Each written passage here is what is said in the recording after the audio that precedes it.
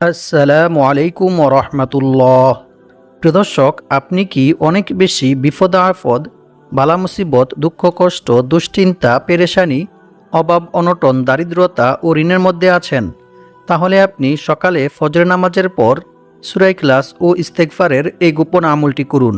ইনশাআল্লাহ আল্লাহ তাআলা আপনার সকল বিপদ আপদ, বালা মুসিবত, দুঃখ কষ্ট, দুশ্চিন্তা, পেরেশানি, অভাব অনটন, দারিদ্রতা ও ঋণ দূর করে দিবেন এবং আল্লাহ পাক রব্বুল আলামিন আপনাকে গায়বীভাবে অনেক টাকা পয়সা, ধন সম্পদ দিয়ে সাহায্য করবেন। যেভাবে আল্লাহ তাআলা আকাশ থেকে গায়বীভাবে স্বর্ণমুদ্রা, ধন সম্পদ পাঠিয়ে হযরত আইয়ুব আলাইহিস সালামকে এবং অনেক সাহাবায়ে কিরামদেরকে সাহায্য করেছিলেন। সুবহানাল্লাহ। সম্মানিত ভিউয়ার্স, সকালে ফজর নামাজের পর সূরা ইখলাস ও ইস্তেগফারের কোন আমলটি করিলে আল্লাহ তাআলা আপনাকে এই সকল পুরস্কারগুলি দান করবেন, সে আমলটি সম্পর্কে জানতে চাইলে ভিডিওটি স্কিপ না করে সম্পূর্ণ ভিডিওটি মনোযোগ দিয়ে দেখতে থাকুন। আর ভিডিওটি ভালো লাগলে লাইক, কমেন্ট, শেয়ার করে চ্যানেলটি সাবস্ক্রাইব করে আমাদের পাশে থাকুন। সম্মানিত ভিউয়ার্স, আপনি যদি সকালে ফজর নামাজের পর সূরা ইখলাস ও ইস্তেগফারের এই আমলটি করেন, তাহলে ইনশাআল্লাহ আল্লাহ তাআলা অল্প কিছুদিনের মধ্যে আপনার সকল অভাব অনটন, দারিদ্রতা ও ঋণ দূর করে দিবেন এবং আল্লাহ পাক রব্বুল আলামিন আপনাকে গায়বীভাবে অনেক টাকা পয়সা, ধন সম্পদ দিয়ে সাহায্য করবেন। এমনকি এক সাহাবী নিজেও সূরা ইখলাসের আমল করার ফলে অল্প কিছুদিনের মধ্যে অভাব অনটন, দারিদ্রতা থেকে মুক্ত হয়ে অনেক টাকা পয়সা, ধন সম্পদের মালিক হয়ে গিয়েছিল। সুবহানাল্লাহ। আর এটা কোনো সাধারণ আমল নয়, বরং স্বয়ং রাসূল সাল্লাল্লাহু আলাইহি ওয়াসাল্লাম নিজে সাহাবায়ে কিরামদেরকে সূরা ইখলাসের আমল শিখিয়েছিলেন। সম্মানিত ভিউয়ার্স, এখন আমি আপনাদেরকে জানিয়ে দেব হযরত আইয়ুব আলাইহিস সালাম কোন আমল করার কারণে এবং কি দোয়া পাঠ করার কারণে আল্লাহ তাআলা আকাশ থেকে গায়বীভাবে স্বর্ণমুদ্রা, ধন সম্পদ পাঠিয়ে সাহায্য করেছিলেন। হাদিস শরীফের মধ্যে বলা হয়েছে, হযরত আইয়ুব আলাইহিস সালামের দুইটি উঠান ছিল। একটি ছিল গম শুকানোর জন্য আর অন্যটি ছিল যব শুকানোর জন্য। মহান আল্লাহ তাআলা সেই দুইটি উঠানের উপর 2 খণ্ড মেঘমালা পাঠালেন। এক খণ্ড মেঘমালা সেই গমের উঠানে এমনভাবে স্বর্ণ ফেলল যে সেটি পূর্ণ হয়ে গেল। সুবহানাল্লাহ। অপর মেঘমালাটি অন্য উঠানের মধ্যে এমনভাবে রৌপ্য বর্ষণ করল যে সেটিও পূর্ণ হয়ে গেল। সুবহানাল্লাহ। আল্লাহু আকবার। সহিহ ইবনে হিব্বান, হাদিস নং 2898। এছাড়াও অন্য এক হাদিসে বলা হয়েছে, আল্লাহর পক্ষ থেকে ঝাঁকে ঝাঁকে স্বর্ণের পঙ্গপাল আইয়ুব আলাইহিস সালামের নিকট এসেছিলেন এবং তিনি সেগুলি সংগ্রহ করেছিলেন। রাসূল সাল্লাল্লাহু আলাইহি ওয়াসাল্লাম বলেন, একবার হযরত আইয়ুব আলাইহিস সালাম গোসল করতেছিলেন। এমন্ত অবস্থায় এক ঝাঁক স্বর্ণের পঙ্গপাল তার উপর পড়তে শুরু করেন এবং তিনি সেগুলি মুঠি মুঠি করে তার কাপড়ে জমা করছিলেন। সুবহানাল্লাহ। আল্লাহু আকবার। বুখারী শরীফ, হাদিস নং 7493। প্রিয় দর্শক, সূরা ইখলাস পবিত্র কোরআনের খুবই ক্ষুদ্রতম একটি সূরা। আমি আশা করছি আপনারা সকলেই সূরাটি জানেন। তারপরেও আমি সহিশুদ্ধভাবে আপনাদেরকে সূরা ইখলাস পাঠ করে শোনাবো। ইনশাআল্লাহ আপনারা আমার থেকে শুনে শুনে সহিশুদ্ধভাবে সূরা ইখলাস মুখস্থ করে নেবেন। আউযু বিল্লাহি মিনাশ শাইতানির রাজীম। বিসমিল্লাহির রহমানির রহিম। কুল হুয়াল্লাহু আহাদ, আল্লাহুস সামাদ, লাম ইয়ালিদ ওয়া লাম ইউলাদ ওয়া লাম ইয়াকুল লাহু কুফুয়ান আহাদ। সাদাকাল্লাহুল আযীম। সম্মানিত ভিউয়ার্স, আমলটি করার জন্য অবশ্যই আপনাদেরকে সূরা ইখলাস সহিশুদ্ধভাবে পাঠ করতে হবে। তাই আপনারা আমার থেকে শুনে শুনে সহিশুদ্ধভাবে সূরা ইখলাস মুখস্থ করে নেবেন। আর আপনাদেরকে আমলটি করার জন্য বেশি কিছু করতে হবে না। শুধু আমি যে নিয়ম বলে দিব সেই নিয়মে আপনারা পবিত্র কোরআনের এই ছোট্ট সূরা অর্থাৎ সূরা ইখলাস পাঠ করে আমল করবেন। তাহলে ইনশাআল্লাহ অল্প কিছুদিনের মধ্যে আল্লাহ তাআলা আপনাদের সকল অভাব অনটন, দারিদ্রতা ও ঋণ দূর করে দিবেন এবং আল্লাহ পাক রব্বুল আলামিন আপনাদেরকে গায়বীভাবে অনেক টাকা পয়সা, ধন সম্পদ দিয়ে সাহায্য করবেন। তবে মনে রাখতে হবে, প্রতিটি আমল করার জন্য অবশ্যই আল্লাহর উপর এবং আল্লাহর কোরআনের উপর দৃঢ় বিশ্বাস রাখতে হবে। তবেই আপনি আমলটি করে রেজাল্ট পাবেন এবং উপকৃত হবেন। অন্যথায় আপনার এই আমল বৃথা হয়ে যাবে। কারণ আল্লাহ তাআলা বলেন, আমি এই কোরআন সৃষ্টি করেছি মুমিনদের শেফার জন্য। আর যারা আল্লাহর উপর বিশ্বাস রাখে, আল্লাহর উপর ভরসা করে, তাদের জন্য আল্লাহই যথেষ্ট। আল্লাহ তাআলা তাদের মনের সকল ইচ্ছা পূর্ণ করবেনই। সুবহানাল্লাহ। তাই আমলটি করার জন্য অবশ্যই আপনাদেরকে মনে প্রাণে বিশ্বাস রাখতে হবে যে আমি এই আমলটি করার ফলে আল্লাহ তাআলা আমাকে গায়বীভাবে টাকা পয়সা ধন সম্পদ দিয়ে সাহায্য করবেন, যেভাবে আল্লাহ তাআলা তার নবী হজরত আইয়ুব আলাইহিস সালামকে এবং অনেক সাহাবায়ে কেরামদেরকে গায়বীভাবে টাকা পয়সা ধন সম্পদ দিয়ে সাহায্য করেছিলেন। সুবহানাল্লাহ। সম্মানিত ভিউয়ার্স, এখন আমি আপনাদেরকে সূরা ইখলাসের কিছু বিশেষ ফজিলতের বিষয়ে কোরআন এবং হাদিস থেকে জানিয়ে দেব, যে ফজিলতগুলি সম্পর্কে জানলে আপনারা বুঝতে পারবেন যে সূরা ইখলাস কতটা গুরুত্বপূর্ণ এবং ফজিলতপূর্ণ একটি সূরা। এক সাহাবী যুদ্ধের ময়দানে নামাজের ইমামতি করার সময় বারবার সূরা ইখলাস পাঠ করেন। অন্য সাহাবীরা যুদ্ধ থেকে ফিরে এসে রাসূল সাল্লাল্লাহু আলাইহি ওয়াসাল্লামকে এই বিষয়টি সম্পর্কে অবগত করেন। রাসূল সাল্লাল্লাহু আলাইহি ওয়াসাল্লাম তাদেরকে বললেন, তোমরা তাকে গিয়ে জিজ্ঞেস করো কেন সে এইরূপ করেছে। সাহাবীরা যখন তাকে জিজ্ঞেস করলেন, তখন ওই সাহাবী জানালেন, এই সূরায় আল্লাহর গুণাবলী বর্ণিত হয়েছে, তাই আমি এই সূরাকে ভালোবাসি। অতঃপর সাহাবীরা যখন রাসূল সাল্লাল্লাহু আলাইহি ওয়াসাল্লামের কাছে গিয়ে এই কথা বললেন, তখন রাসূল সাল্লাল্লাহু আলাইহি ওয়াসাল্লাম তাদেরকে বললেন, তোমরাও তাকে গিয়ে বলো আল্লাহ তাআলাও তাকে ভালোবাসেন। সুবহানাল্লাহ। বুখারী শরীফ, হাদিস নং 7375। সম্মানিত ভিউয়ার্স, একটু চিন্তা করে দেখুন, যে ব্যক্তিকে স্বয়ং আল্লাহ তাআলা নিজে পছন্দ করেন, আল্লাহ তাআলা নিজে ভালোবাসেন, সে ব্যক্তির কি আর কোনো বিপদ আপদ, বালা মুসিবত, দুঃখ কষ্ট, দুশ্চিন্তা, পেরেশানি, অভাব অনটন, দারিদ্রতা ও ঋণ থাকতে পারে? কখনোই না। বরং আল্লাহ তাআলা নিজ অনুগ্রহে ওই ব্যক্তির সকল বিপদ আপদ, বালা মুসিবত, দুঃখ কষ্ট, দুশ্চিন্তা, পেরেশানি, অভাব অনটন, দারিদ্রতা ও ঋণ দূর করে দিবেন ইনশাআল্লাহ। তাই আপনারা সকলেই অবশ্যই এই ভিডিও থেকে সূরা ইখলাস ও ইস্তেগফারের এই গোপন আমলটি শিখে নিয়ে ইনশাআল্লাহ আমলটি করার চেষ্টা করবেন। অন্য এক হাদিসে বলা হয়েছে, রাসূল সাল্লাল্লাহু আলাইহি ওয়াসাল্লামের কাছে একবার এক সাহাবী এসে বললেন, হে আল্লাহর রাসূল সাল্লাল্লাহু আলাইহি ওয়াসাল্লাম, আমি সূরা ইখলাসকে ভালোবাসি। তখন রাসূল সাল্লাল্লাহু আলাইহি ওয়াসাল্লাম তাকে বললেন, এ ভালোবাসা তোমাকে জান্নাতে প্রবেশ করাবে। সুবহানাল্লাহ। বুখারী শরীফ, হাদিস নং 774। অপর এক হাদিসে বলা হয়েছে, আবু হুরায়রা রাদিয়াল্লাহু তাআলা আনহু থেকে বর্ণিত, তিনি বলেন, আমি রাসূল সাল্লাল্লাহু আলাইহি ওয়াসাল্লামের সাথেই ছিলাম। এমন সময় এক ব্যক্তি সূরা ইখলাস তিলাওয়াত করতেছিল। রাসূল সাল্লাল্লাহু আলাইহি ওয়াসাল্লাম তার তিলাওয়াত শুনে বললেন, ওয়াজিব হয়ে গেছে। আমি জিজ্ঞেস করলাম, কি ওয়াজিব হয়ে গেছে হে আল্লাহর রাসূল সাল্লাল্লাহু আলাইহি ওয়াসাল্লাম? তিনি বললেন, জান্নাত। সুবহানাল্লাহ। মুয়াত্তা মালিক, হাদিস নং 257। সম্মানিত ভিউয়ার্স, এখন আমি আপনাদেরকে জানিয়ে দেব সূরা ইখলাস কি নিয়মে পাঠ করে আমল করিলে আল্লাহ তাআলা আপনার 50 বছরের গুনাহ ক্ষমা করে দিবেন।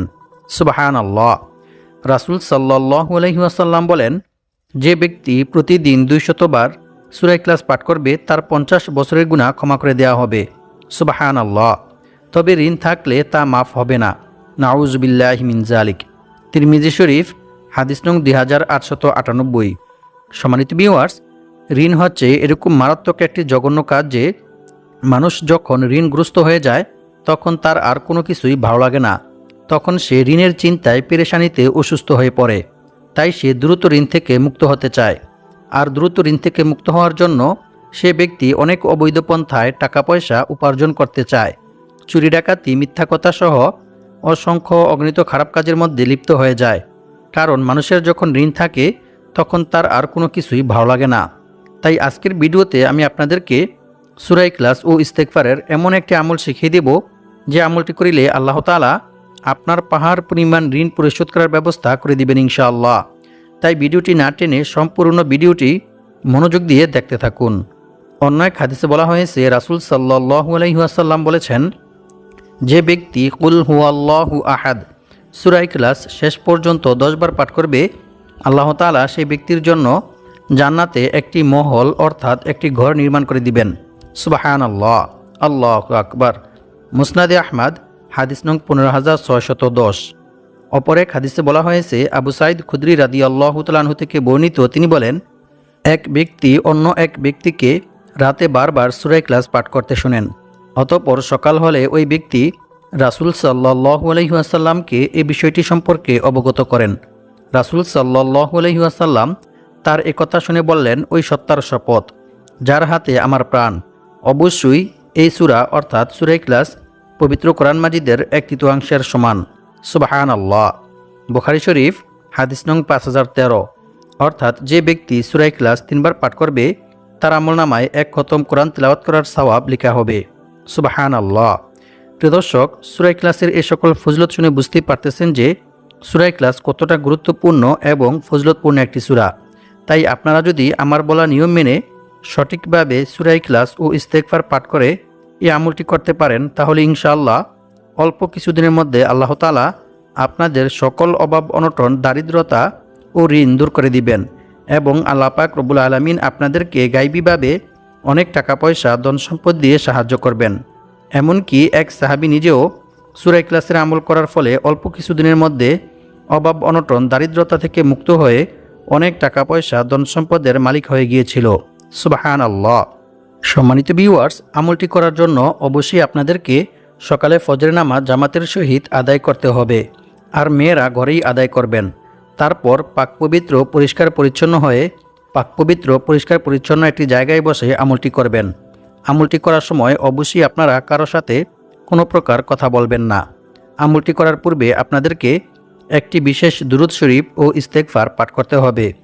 কারণ হযরত ওমর বিন খাত্তাব রাদিয়াল্লাহু তাআলা আনহু বলেন, নিশ্চয়ই বান্দার কোনো দোয়া বা আমল আল্লাহ তাআলার দরবারে ততক্ষণ পর্যন্ত পৌঁছায় না যতক্ষণ পর্যন্ত না সে ব্যক্তি তার নবীর প্রতি দুরূদ পাঠ না করে। অর্থাৎ রাসূল সাল্লাল্লাহু আলাইহি ওয়াসাল্লামের উপর দুরূদ পাঠ না করা হলে কোনো দোয়া বা আমল আল্লাহ তাআলার দরবারে পৌঁছায় না। তা আল্লাহ তাআলা আসমান ও জমিনের মধ্যবর্তী স্থানে ঝুলন্ত অবস্থায় আড়াল করে রেখে দেন। নাউযু বিল্লাহি মিন যালিক। তাই আপনাদেরকে এই আমলটি করার পূর্বে অবশ্যই একটি বিশেষ দুরূদ শরীফ পাঠ করতে হবে। সম্মানিত ভিউয়ার্স, ইস্তেগফার পাঠ করার অসংখ্য অগণিত উপকার ও পুরস্কারের কথা কোরআন ও হাদিস শরীফের মধ্যে বর্ণিত হয়েছে। তাই এখন আমি আপনাদেরকে ইস্তেগফার পাঠ করার কিছু গুরুত্বপূর্ণ উপকার ও পুরস্কার সম্পর্কে কোরআন এবং হাদিস থেকে জানিয়ে দেব।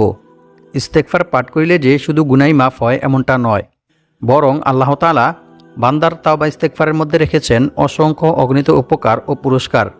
ইস্তেগফার পাঠ করিলে আল্লাহ তাআলা বান্দাকে কি পুরস্কার দান করেন সেই সম্পর্কে মহান আল্লাহ তাআলা পবিত্র কোরআনের মধ্যে বলেন, আর যে ব্যক্তি আল্লাহকে ভয় করবে আল্লাহ তাআলা তার সমস্ত সমস্যা থেকে উত্তরণের পথ বের করে দিবেন, আর তাকে এমন জায়গা থেকে রিজিক দান করবেন যা সে কল্পনাও করতে পারবে না। অর্থাৎ অকল্পনীয় উৎস থেকে গায়বীভাবে আল্লাহ তাআলা তার রিজিকের ব্যবস্থা করে দিবেন। সুবহানাল্লাহ। আর যে ব্যক্তি আল্লাহর উপর ভরসা করবে তার জন্য তিনিই যথেষ্ট হবেন। নিশ্চয়ই আল্লাহ তাআলা তার সমস্ত ইচ্ছা পূর্ণ করবেনই। সুবহানাল্লাহ। আল্লাহু আকবার। সূরাতুত তলাক আয়াত নং 2-3। সম্মানিত ভিউয়ার্স, আল্লাহ তাআলাকে ভয় করার সর্বোত্তম মাধ্যম হচ্ছে তাওবা ইস্তেগফার করা, ক্ষমা প্রার্থনা করা। বান্দার দ্বারা ইচ্ছায় কিংবা অনিচ্ছায় কোনো গুনাহ সংঘটিত হয়ে গেলে বান্দা যদি আল্লাহর ভয়ে, আল্লাহর আযাবের ভয়ে আল্লাহ তাআলার নিকট তাওবা ইস্তেগফার করে ক্ষমা প্রার্থনা করে, তাহলে আল্লাহ তাআলা অনেক খুশি হন এবং আল্লাহ তাআলা বান্দার প্রতি খুশি হয়ে বান্দাকে অসংখ্য অগণিত পুরস্কার দান করেন। রাসূল সাল্লাল্লাহু আলাইহি ওয়াসাল্লাম বলেছেন, যে ব্যক্তি বেশি বেশি তাওবা ইস্তেগফার পাঠ করবে আল্লাহ তাআলা তার সমস্ত সমস্যা থেকে উত্তরণের পথ বের করে দিবেন।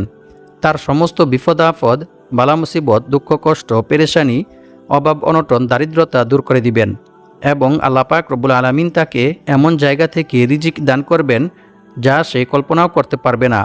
অর্থাৎ তার ধারণার বাইরে থেকে গায়বীভাবে আল্লাহ তাআলা তার রিজিকের ব্যবস্থা করে দিবেন। সুবহানাল্লাহ।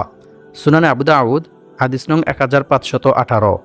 আর আল্লাহ তাআলার উপর ভরসা করার সর্বোত্তম মাধ্যম হচ্ছে বিপদ আপদ, বালা মুসিবত, দুঃখ কষ্ট, দুশ্চিন্তা, পেরেশানি, অভাব অনটন, দারিদ্রতা সর্ব অবস্থায় আল্লাহর উপর ভরসা করতে হবে। আল্লাহ ব্যতীত অন্য কারো উপর ভরসা করা যাবে না। এমনকি অন্য কারো কাছে নিজের সমস্যার কথাও বলা যাবে না। কারণ রাসূল সাল্লাল্লাহু আলাইহি ওয়াসাল্লাম বলেছেন, অভাব ও সমস্যাগ্রস্ত কোনো ব্যক্তি যখন তার অভাব ও সমস্যার কথা মানুষের কাছে বলে, মানুষের কাছে সাহায্য চায়, তখন তার সে অভাব পূর্ণ করা হয় না। নাউযু বিল্লাহি মিন যালিক। পক্ষান্তরে যে ব্যক্তি তার অভাব ও সমস্যার কথা আল্লাহ তাআলার নিকট বলে, আল্লাহ তাআলার কাছে সাহায্য চায়, অচিরেই আল্লাহ তাআলা তার অভাব ও সমস্যা দূর করে দেন। সুবহানাল্লাহ। তিরমিজি শরীফ।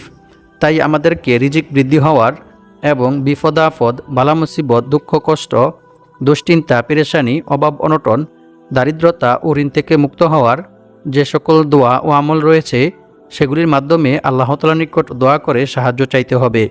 তবেই আল্লাহ তাআলা আমাদের সকল বিপদ আপদ বালা মুসিবত দুঃখ কষ্ট পেরেশানি অভাব অনটন দারিদ্রতা ও ঋণ দূর করে দিবেন ইনশাআল্লাহ। সম্মানিত ভিউয়ার্স, এখন আমি আপনাদেরকে জানিয়ে দেব সকালে ফজর নামাজের পর সূরা ইখলাস ও ইস্তেগফারের কোন আমলটি করিলে আল্লাহ তাআলা আপনাদেরকে এই সকল পুরস্কারগুলি দান করবেন। রাসূল সাল্লাল্লাহু আলাইহি ওয়াসাল্লাম বলেন, যে ব্যক্তি ইস্তেগফার তথা ক্ষমা প্রার্থনা করাকে নিজের জন্য আবশ্যক করে নিবে, আল্লাহ তাআলা তাকে গায়বীভাবে তার রিজিকের ব্যবস্থা করে দিবেন। সুবহানাল্লাহ। সুনানে আন-নাসাই হাদিস নং 3819। সম্মানিত ভিউয়ার্স, আমলটি করার জন্য অবশ্যই আপনাদেরকে সকালে ফজর নামাজ জামাতের সহিত আদায় করতে হবে। তারপর কারো সাথে কোনো প্রকার কথা না বলে পাকপবিত্র পরিষ্কার পরিচ্ছন্ন অবস্থায় পাকপবিত্র পরিষ্কার পরিচ্ছন্ন একটি জায়গায় বসে আমলটি করবেন। আমলটি করার পূর্বে আপনাদেরকে একটি দুরূদ শরীফ পাঠ করতে হবে। দুরূদ শরীফটি হচ্ছে আল্লাহুম্মা সাল্লি ওয়া সাল্লিম আলা নাবিয়িনা মুহাম্মদ। এই দুরূদ শরীফটি 81 বার পাঠ করবেন। এরপর লা হাওলা ওয়ালা কুওয়াতা ইল্লা বিল্লাহ এই ইস্তেগফারটি 100 বার পাঠ করবেন। অতঃপর আল্লাহুম্মা ইন্নী আউযু বিকা মিনাল কিল্লাতি ওয়াল ফকরি ওয়ায-যিল্লাতি ওয়া আউযু বিকা আন আযলিমা আও উযলিমা এই ইস্তেগফারটি 21 বার পাঠ করবেন। এই ইস্তেগফারটি পাঠ করিলে আল্লাহ তাআলা আপনার সকল অভাব অনটন দারিদ্রতা দূর করে দিবেন ইনশাআল্লাহ। এর অর্থ হচ্ছে, হে আল্লাহ, আমি আপনার নিকট স্বল্পতা অভাব অনটন লাঞ্ছনা থেকে আশ্রয় চাই। আমি অত্যাচার করা ও অত্যাচারিত হওয়া থেকে আপনার নিকট আশ্রয় চাই। আমিন। এরপর আরও একটি ইস্তেগফার পাঠ করবেন। সেই ইস্তেগফারটি হচ্ছে আল্লাহুম্মা গফিরলি যামবি ওয়া ওয়াসি'লি ফি দারি ওয়া বারিকলি ফি রিজকি এই ইস্তেগফারটি 20 বার পাঠ করবেন।